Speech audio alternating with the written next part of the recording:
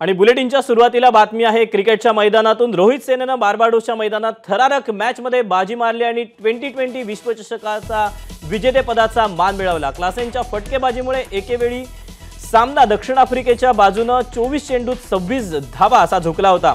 मात्र पंड्यानं क्लासेनचा काटा दूर केला आणि दबावाच्या क्षणी सूत्र भारताच्या हाती आणून दिली। मग अखेरच्या षटकात 6 चेंडू 16 धावा असं समीकरण होतं। तेव्हा सूर्यकुमारनं बाउंड्रीवर अफलातून कॅच घेत मिलरला तंबूत परतवलं। पुन्हा एकदा हार्दिक पंड्यानंच विकेट काढत भारताच्या विजयावर शिक्कामोर्तब केलं। त्याआधी टॉस जिंकून पहिली फलंदाजी करणाऱ्या भारतानं 20 षटकात 7 बाद 176 अशी मजल मारली। स्पर्धेच्या अंतिम फेरीपर्यंत शांत राहिलेल्या विराटच्या बॅटनं पाणी दाखवलं आणि 59 चेंडूत 76 धावांची खेळी केली। 3 बाद 34 वरून अक्षर विराट जोडीनं 72 ची पार्टनरशिप केल्यानं भारतानं आव्हानात्मक स्कोर केला।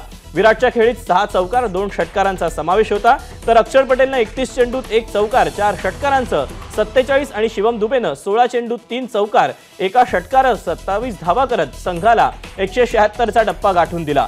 महेंद्रसिंग धोनीनं 2007 मध्ये जिंकलेल्या T20 वर्ल्ड कप नंतर तब्बल 17 वर्षांनी भारतानं T20 विश्वचषकाला गवसणी घातली। आपण याबद्दलचे अपडेट जाणून घ्यात, याबद्दल अधिकची माहिती जाणून घ्यात, विश्लेषण जाणून घ्यात। माझे सहकारी विजय साळवी आपल्या सोबत आहेत। विजय, तब्बल 17 वर्ष लागली पुन्हा विश्वचषकाला गवसणी घालायला। दीपक, 17 वर्ष लागली, पण या 17 वर्षात खायचं काम नाही। रोहित शर्मा 9वा विश्वचषक खेळतोय। त्याच्या फिटनेसचं आपल्याला पहिल्यांदा कौतुक करायला पाहिजे।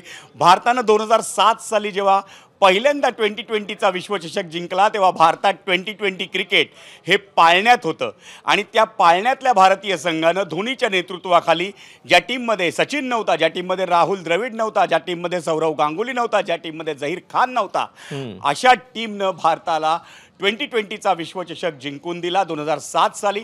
आणि त्यानंतर 17 वर्षांनी सलग 17 वर्षांनी 9 विश्वचषक खेळणारा रोहित शर्मा कर्णधार झाला आणि त्याच्या नेतृत्वाखाली आपण हा विश्वचषक जिंकतोय।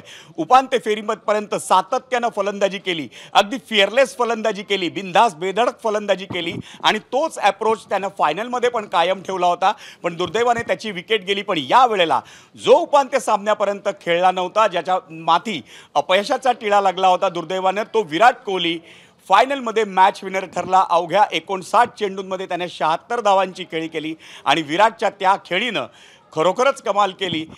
त्यानं अक्षर पटेल सोबत जी भागीदारी केली ती भागीदारी 72 धावांची चौथ्या विकेटसाठी, त्यानं डावाला मजबूती दिली, त्यानं आपल्याला एक मोठं टार्गेट उभं करून दिलं आणि या टार्गेटनं दक्षिण आफ्रिकेला झुकवलं। अखेरच्या षटकामध्ये भारतानं 7 धावांनी एक मोठा विजय साजरा केला आणि विश्वचषक देखील जिंकलाय। विजय, तुम्ही राहाच आपल्यासोबत, या बातमीबद्दलचे आणखीन अपडेट जाणून घ्यायचे आहेत। कारण फायनलमध्ये सामनावीर पुरस्कार पटकावणाऱ्या विराट कोहलीनं हा माझा अखेरचा T20 वर्ल्ड कप असल्याचं सांगत T20तून निवृत्तीचे संकेत दिलेले आहेत। विजय, स्पष्टपणे संकेत देतोय विराट कोहली देतो आणि त्याचं मुख्य कारण हे आहे की विराटनं साधारण 2008च्या सुमारास पदार्पण केले। जवळजवळ 16 वर्षाची कारकीर्द आहे। 2020 क्रिकेटला लागणारा फिटनेस ही एक वेगळी गोष्ट आहे आणि 2020 क्रिकेटला लागणारा फिटनेस त्या 2020 क्रिकेटसाठी जे लागतं त्याऐवजी जर विराट कोहली वन डे आणि कसोटी क्रिकेटवर अधिक लक्ष केंद्रित करणार असेल तर ते भारताच्या दृष्टीने फायद्याचं आहे। पण विराट कोहलीने जे सांगितलं ते आपल्या दृष्टीने सगळ्यात महत्त्वाचं आहे की हा माझा अखेरचा 2020 विश्वचषक, नाऊ ऑर नेवर, करो या मरो, मला या क्षणी कोणत्याही परिस्थितीत भारताला या अखेरच्या 2020 विश्वचषक जिंकून द्यायचं आहे आणि ते स्वप्न साकार जेव्हा झालं तेव्हा हे विराट कोहलीने सांगितलंय। याचा अर्थ विराट कोहली या पुढच्या काळात 2020 आंतरराष्ट्रीय क्रिकेटच्या मैदानात दिसणार नाही।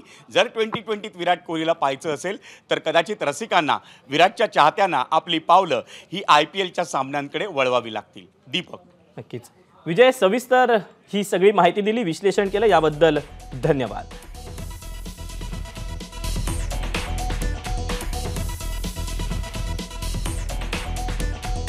फायनलमध्ये सामनावीर पुरस्कार पटकावणाऱ्या विराट कोहलीनं हा माझा अखेरचा 2020 वर्ल्ड कप असल्याचं सांगत 2020तून निवृत्तीचे संकेत दिलेत। विराटनं आतापर्यंत 2020 मध्ये 125 सामने खेळलेले आहेत, ज्यामध्ये त्यानं धावा केलेल्या आहेत 4188। त्याची सरासरी होती 48.69। त्यामध्ये त्याच्या एका शतकाचा आणि तब्बल 38 अर्धशतकांचा समावेश आहे। एबीपी माझा, उघडा डोळे बघा नीट।